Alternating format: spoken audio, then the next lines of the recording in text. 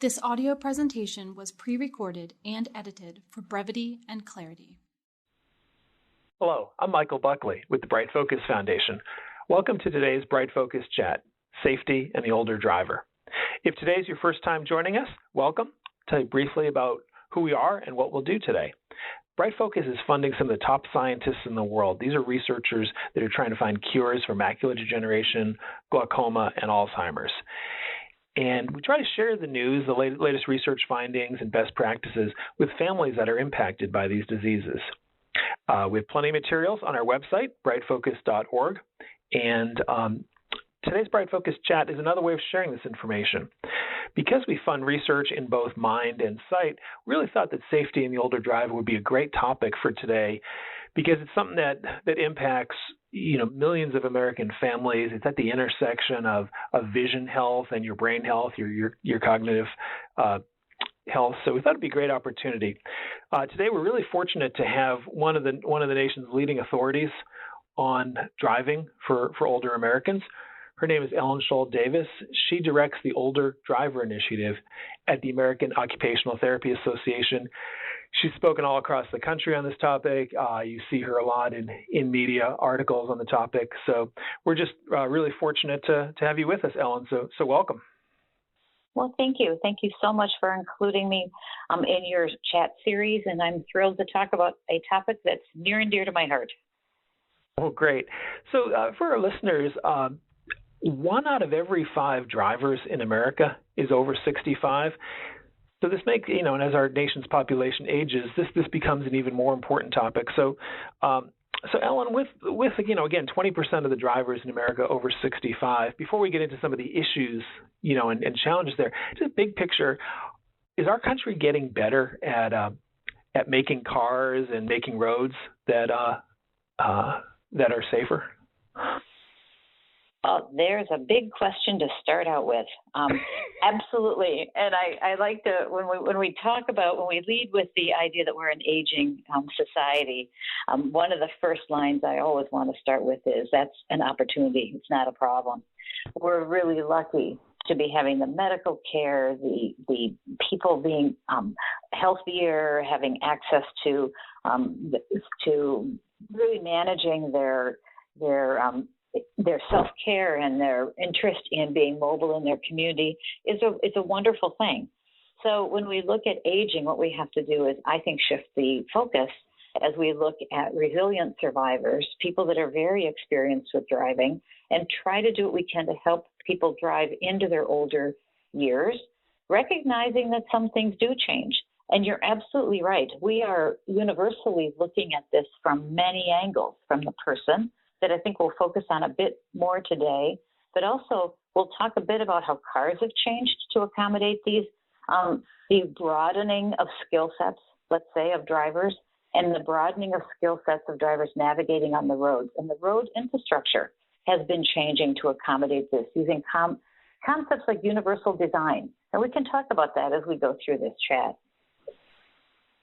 Well, great. And so, we talk about the resilience and positive, proactive adaptation to some of the challenges that comes with age. What are some of the challenges that make driving harder for some older Americans? Well, one thing I like to do when I think of challenges and aging is distinguish aging from medical conditions. Medical conditions like glaucoma are not sort of normal aging, if you will. They're common in aging, and more people as we age acquire some of these medical diagnoses, but let's just not confuse them with the concept of aging.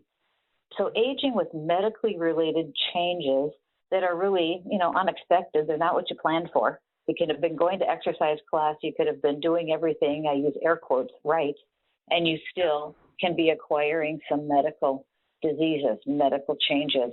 So I think the idea of aging with medical conditions is a different kind of demand. It's a new kind of demand for people to recognize, learn about it, empower themselves to be able to adapt to these changes, and understanding that it's not something you maybe wanted. It's not maybe something you deserved. However, it does not have to be a showstopper. And it's something you can really do a lot about when we embrace understanding these changes. Yeah, no, exactly. And it sounds like, it's both, from my understanding of the issue, it's both a vision acuity issue, but also sometimes a cognitive health. Like, are those two sort of intertwined, or are those sort of separate challenges in terms of brain health and eye health? Oh boy, I think they're all different. They're all different mechanisms. Although there is some literature that supports that when our vision is compromised, when we see less, it can look sometimes like a cognitive decline, and really it's because we didn't get the information. So there really is, I would say, some support of really doing everything you can to optimize your vision with the eye doctor visits, the health of your eye, doing everything you can to comply with the medical care that's possible, because the more we get sensory information in from our eyes, from our feeling, from our bodies, the more we are, that supports our cognitive alertness, so to speak, within how we manage. Cognitive changes as a diagnosis, like we might jump to dementias, is that's just another category of medical conditions that some people are faced with. Yes, no, I appreciate that. And, I know I've heard you speak a little bit today and in the past about trying to take charge, trying to be proactive. So this doesn't have to be I think a lot of us, when we think about older driving, think about something negative, think about something that's, unexpected and unfortunate and unpleasant. But I've heard you talk about how to get ahead of this. Could you elaborate on that? Yeah, and I work in rehab, so of course my professional perspective, my background is trying to help people be informed and figure out what they can do about it. But, the first step is difficult, because the idea of understanding what's going to happen to us, or understanding the possible conditions associated with something, can be kind of overwhelming and depressing. And what I try to do, and I do get accused of being a Pollyanna sometimes, but I think there is some empowerment in knowledge. I think I used to sometimes talk to clients I worked with saying, beat it with brains. If you can work on understanding the physiological changes that you don't have control over, and then figure out how you can balance those changes with some adaptation or compensation or things that you can do, even though it takes a bit of understanding that we're doing this because, again, we didn't ask for it. But if we start taking the challenge on, if I'm going to learn how to best do what I need to do, that is really positive. And when I think of especially the aging community, I think of them as experts at change. I think that we need to recognize that people, as they age, every decade, you get better at change. Every decade, something's different. We've been acquiring change. We've been adapting to things for a very long time.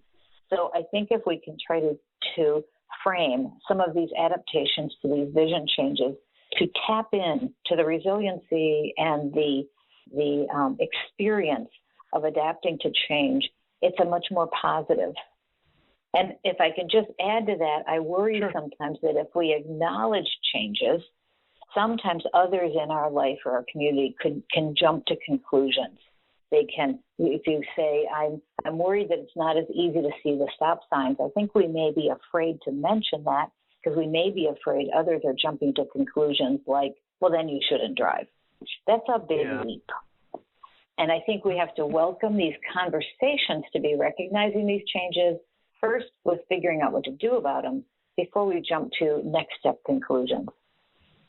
Well, that's great, and I appreciate that point a lot. So, Ellen, we just got a question, a listener from Utah, that really gets to the point that you just mentioned about, when you either announce something about yourself or somebody observes something about you, and what are some of the things to look for, either in your own driving or in another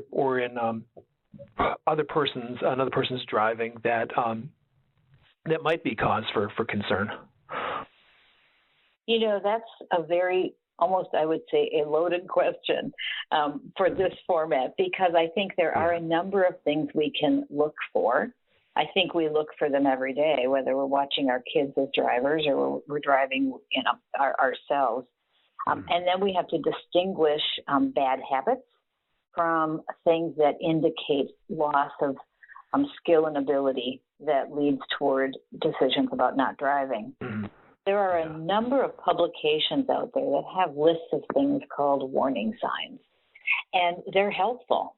I think if you go to the Hartford Center for Mature Market Excellence, our AOTA website, there's AAA, AARP, many groups have been developing warning sign lists because people ask for this, and it is a good place, but it's a starter. And I think it's really important that warning signs are thought about in clusters. There are some bad habit clusters, and there are some warning signs that are more significant. And I will point out a couple of them that I think are worth taking, allowing yourself to take seriously. When people get lost, getting home to a familiar place, it's a warning sign that should be thought about seriously. It's a piece of a puzzle. No one thing should act on its own.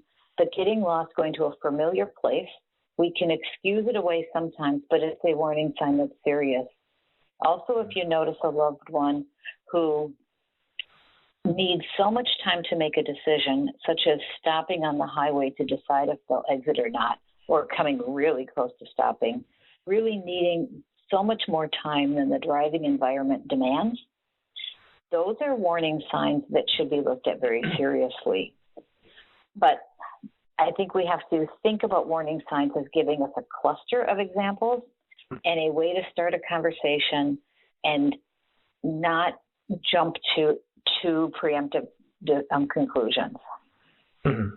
Yeah, no, that's a great point. And for our Ellen, today's audience is generally people that have been impacted by age-related macular degeneration, which for a lot of people, the vision change progresses very slowly. And so I think you made really good points about how, vision is changing gradually, what people should be mindful of. So, this leads to, I think, what's just a really hard conversation in so many households across the country, and how to talk about this, either whether you, the driver, bring it up or a family or a friend. I mean, what would you have some tips to navigate what to me would seem like a very challenging conversation? Well, if I can put my Pollyanna hat back on for a moment and ask the forgiveness of the listeners, I wish we could move this into a important conversation, but not be, but somehow get away from feeling like it's a persecution conversation. Mm-hmm. Yeah, fair point. It's really tough, but some of these changes are real. And I think the hard part is driving historically. We used to tease in the line of work that I'm in. Let me give you a little historical thought. We used to talk about that men wanted to drive to their funerals. When my father, born in 1925, when he got his license for 25 cents, it was a license for life. He didn't see a driver's license as something that was tagged to his skill set. Now, he was also a small plane pilot, and he knew that he had to keep up his medical. But we don't have that sort of sense, or we didn't have that sort of sense about driving, that there's really a skill set that you need to keep driving. And I think that what we have to do is somehow figure out a way as families to talk about, is the skill set still strong enough that the risk of driving is the best choice for you to stay active and stay healthy in your community as long as you can? Or is the skill set changing where we really need to start thinking about ways to be preserving your mobility and your involvement in your community, but helping driving not be the only connector? And I think for some people, the emotion is tied to they know no other way. They feel like if they lose that, they're being cut off. And there's reports that are that we find very disturbing in our research community, that people are stranded without options when they lose the one familiar way to get around. So I think if this discussion can start to evolve as one is planning smart instead of who's going to be the mean, evil one to take away, I think we can get ahead of it a little bit. No, I think that's a great point, and so to that point of trying to have it be an actual conversation, and are there ways that a family can sort of make a commitment or make some sort of plan that everybody involved, has the cliched skin in the game on, so it isn't just that yanking the keys away? Are there some sort of commitment that families can make together on this? I think that's an excellent question, and one I hope people, especially people that have a condition that is progressive, even though it's slow, and so that's great. The advantage is it's slow, but we don't know what, we know that something needs to be done. I think the idea of a family having a meeting or meetings, there are contracts. We even have one on the AOTA website. The one I like about the one we've posted on our website with AAA is that it's a contract, if you will. I use air quotes if you could see me. That's sort of saying the family's saying, if I can say mom or dad, let's just as an example, I promise to do everything I can to support you in staying on the road as long as you can. We'll get the eye appointments, we will do the research, look into what's out there. And the person with the condition is saying, I promise to you that I will prepare myself to hear what you have to say when you think it's time for me to reduce or stop. And you're making that commitment early on. You're making it with your full cognitive capacity, if you will. And if you're so unlucky to have both a vision issue and a cognitive issue, you have both a dementia and we call it comorbidities, the loved ones know what your wishes were, and you made it explicit and clear. It's not unlike wills. We talk about people should be planning for their transportation, like they're planning for their money and they're planning for their housing. They're looking ahead, and they're really thinking about it, and they're getting their family on board as their advocates. Absolutely. Families should be their advocates. In occupational therapy, we are your advocate. We're there to keep you on the road as long as safely possible, but we also have your back that if it's really dangerous and unwise, we're going to tell you, because telling you is caring. Telling you is compassion. Being willing to tell people what they want to hear and sometimes what they don't want to hear, but based on the best facts we can come up with, is compassion. And that underlines the whole concept of prevention. Yeah, no, I agree. That's a great point, and sort of a broad brush question. I know that there's a range of products and services, whether it's offered by for-profit companies or other groups. It's just big picture. What should someone be thinking or looking for when they as they start to investigate different products or services that might help somebody continue to drive? Well, I think one thing you have to distinguish is knowledge as a driver, habits as a driver, from medically related changes or disease-related risk. So number one, shore up your knowledge. And taking a refresher course, taking a course by AAA or AARP that might be offered by your Driver Safety Council, or maybe even taking a lesson, so to speak, with a driving instructor to make sure you really know how to navigate those roundabouts, or you know how to use these. There's a lot of, and follow up this comment with the next question about the infrastructure in the way our roads are designed. Yeah. But understanding how those roads are designed is part of your prevention package. But don't mix that up with somebody who is helping you understand applying a vision-related or medically related change to your driving skill. That's different. So we've got knowledge and habits, and we want to get rid of any of those bad habits if we can, because that's a risk reduction effort. But then we also need to look specifically at how do you manage the field loss, the changes with macular degeneration? And that's where the skills of an OT or a driving rehab specialist may make sense. Just as if you went to exercise, you may follow a video and learn how to do an exercise, or you may go to a physical therapist to figure out how to do your exercise when you've got arthritis. Those are they are both perfectly legitimate services out there, but pick which one fits for you and what your needs are. Well, that's great. I think that sets up well the question we just got from Michigan, which obviously a very important state in this conversation. The caller is wondering if you could comment on, are there particular features that are currently, in some newer model cars that you think are very helpful, and even kind of looking down the road, what do you think of self-driving cars? So kind of, what should somebody look for in a car right now, and then just sort of thinking ahead, do you think there's a future for self-driving cars?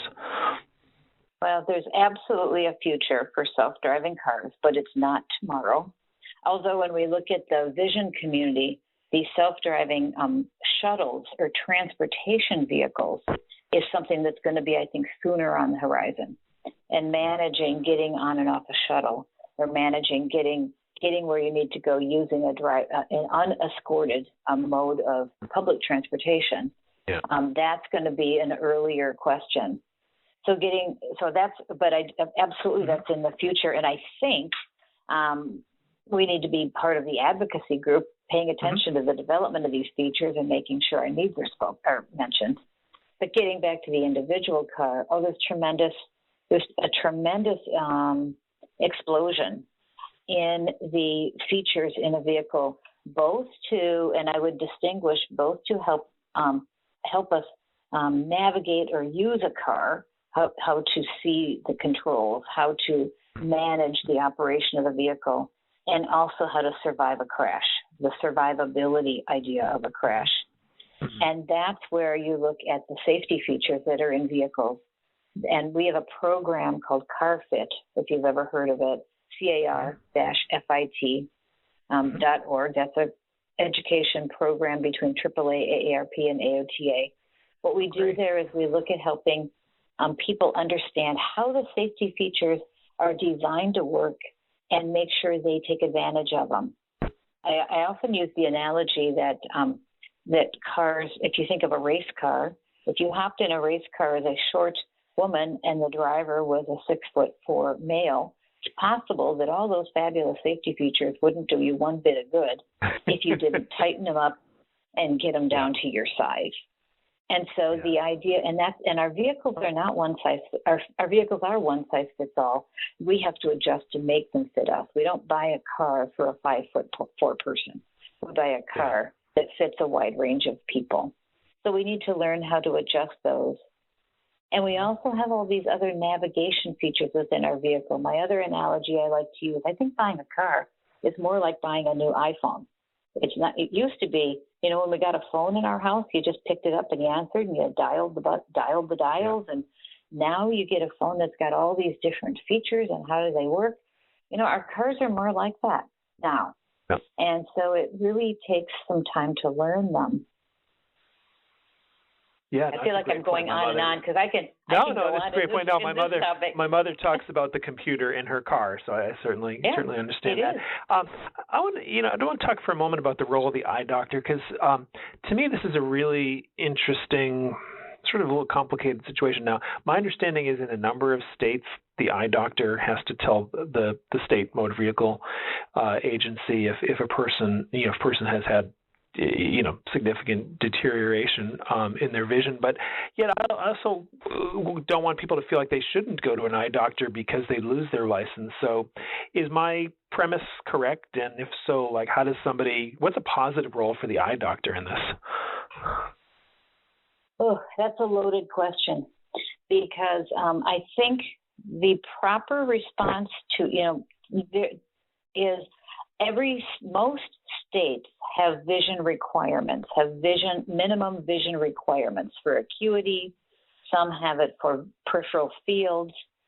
That's a leap to say that the eye doctor, although they measure these things sometimes in their appointments, depending on where you're at in the type of the visit you're having, they are not necessarily in the role or have wanted to be in the role of starting this conversation about your driving.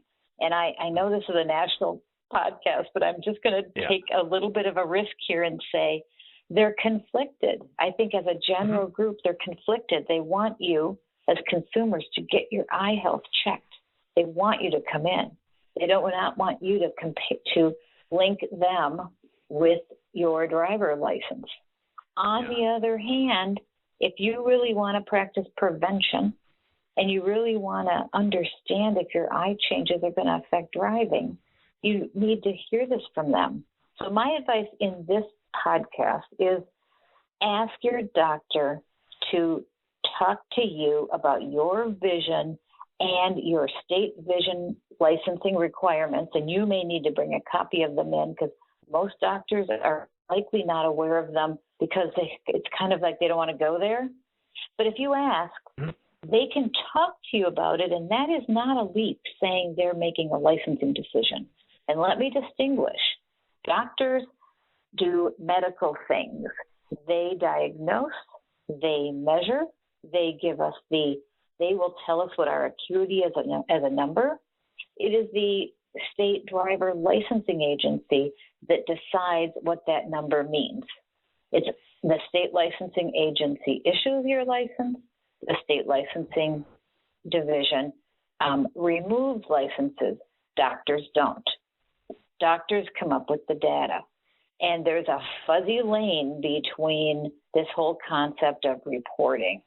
But what I could say, I'll put my Pollyanna hat on here. I admit it. If we as consumers embrace the fact that we want to know if we're no longer safe for ourselves or others, we want to know the data, and then we can help decide making this decision. If we don't meet our state licensing requirements, what are we going to do with that information? And I don't think we always have to make it somebody else's sort of responsibility to tell us what to do. I think we can be better at managing what to do with the data. So I invite you to invite your doctor to talk to you about it. Invite them to bring it up. Tell them you want to know what the information is, and help bring the vision for the ophthalmology, optometry community into helping us with some of this analysis of this data. That's great. Now, I appreciate the nuanced approach there, and you're right. I think these should be positive roles that these professionals can play. And kind of staying on that, just in a couple minutes that we have left, a lot of times people that aren't as versed in these issues as you are will talk about driving in a very binary way. Either you drive or you don't drive. I was wondering if you could comment on, are there ways to sort of transition or split the difference in terms of reducing how or when or where you drive? Or are there sort of transitions, and how should someone navigate that? I think that's a great question. And I can tell you, I think everybody, no matter their age or their medical diagnoses, should become more transportation savvy. We should have more than one egg in our basket, so to speak. We could break a leg tomorrow and need to use another mode of transportation. I think the more that you learn what your other options are in your community and actually use them. When I first started traveling to DC, I was nervous on the metro. Now I can read a book and I don't even think about it when I'm taking the subway to my destination. There is something about practice, and I would encourage people to not be car dependent. That is something we do to ourselves. So if taking away the car has been our only lifeline, we've put ourselves to some degree in that condition. Whether you're looking at housing and you want to make sure, does this house I'm moving to really have access to other modes of transportation? Whether we're looking at, we might be afraid of using the bus. How could we practice? How could we ride with family members? How could your group of friends meet for lunch using the bus, every so often, so that this option becomes your tool? So that as you experience changes, and many times for people, changes don't happen like overnight, and you may have good days and bad days, that you feel like you can use other options? Have you tried using Uber? Have you used a cab lately? Have you thought about having more arrows in your quiver, as they say, so that you are, again, in charge of being transportation independent? So those are great points, and I would think that would help the some of maybe the mental health adjustments to to still maintain, particularly as we are hopefully heading out of the pandemic, these opportunities to have that. And that's something that we see a lot with the research that Bright Focus funds about the importance of social and intellectual and cognitive stimuli that comes from getting out. So no, those are great points. And Can I comment just quickly on cost? Sure. Yeah. Because I think great. A lot of times, again, we do what we're used to. We've had a car, we've paid for renting a slip or a garage slot, whatever, for our vehicle, and we don't necessarily translate that into how many rides would it pay for. And I think one of the things that I would love to see when we talk about transitioning is understanding spontaneous rides might be more expensive. If I want to run out and get an ice cream cone and call a cab, it might cost me $20, but I want to go get an ice cream cone on Sunday. I don't need to use that every time. I might have my friend take me to the store on other times that works for her. So think about your transportation independence, your spontaneity, and try to be careful not to make it all based on just because $20 may seem like a lot for a cab ride. Actually, paying $50 a month for keeping your car in the garage and not using it is expensive too. So just thinking about sort of cashing out what you're spending on insurance in your car, and thinking about really supporting your desire to stay active in the community, whether you're a driver or not so much a driver, or maybe not a driver. Yeah, no, I think that's great. I think that's a really underappreciated perspective of cars cost a lot of money, even more than you think, and then it's hard to put a price tag on independence. And no, it's great. And so, Ellen, as we conclude this conversation, I found it just really interesting and appreciate you being both positive and nuanced, because I think you're right. This topic can be painted very black and white. This topic can be painted as all about loss and negativity. So I was wondering, as we conclude, do you have sort of concluding final comments or suggestions to our audience today? Well, I just really appreciate the opportunity to talk about the things that we did. I really think prevention of crash, prevention of injury is really what we're talking about. And the reality is prevention means you do something before the bad happened. So really owning the idea of understanding what condition you might be dealing with, making sure you ask for as much information as you can from the care providers that you're going to. A lot of people are sort of afraid, they worry to bring up the topic of driving because they don't want to be negative.